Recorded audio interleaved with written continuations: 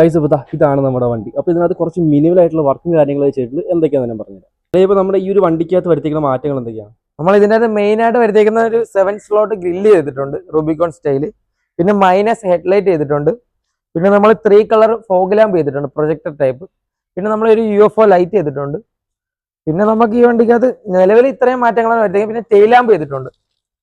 ഇത്രയും മാറ്റങ്ങളാണ് നിലവിൽ ഇപ്പം വരുത്തിയിരിക്കുന്നത്. നമ്മൾ ബാക്കിൽ കുറച്ച് മാറ്റങ്ങൾ വരുത്തിയെന്ന് പറഞ്ഞാൽ ടെയിൽ ലാമ്പ് ചെയ്തിട്ടുണ്ട്.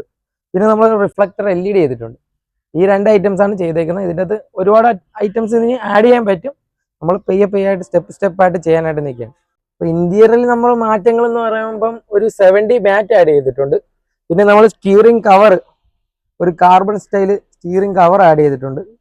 നിലവിൽ ഇത്രയാണ് ഇപ്പം ഇന്റീരിയറിനകത്ത് ചെയ്തേക്കുന്നത്. ഇനി ആംറസ്റ്റ് ആഡ് ചെയ്യാനുണ്ട്, ആൻഡ്രോയിഡ് സിസ്റ്റം ആക്കാം, ആംബിലൈറ്റ്, ഇതൊക്കെ സ്റ്റെപ്പ് ആയിട്ട് ചെയ്യാൻ വേണ്ടി നിൽക്കുക. ഇതാണ് നമ്മൾ ഇന്നത്തെ ചെറിയൊരു വീഡിയോ. അപ്പോൾ അടുത്ത വീഡിയോ കാണാം. Okay bye.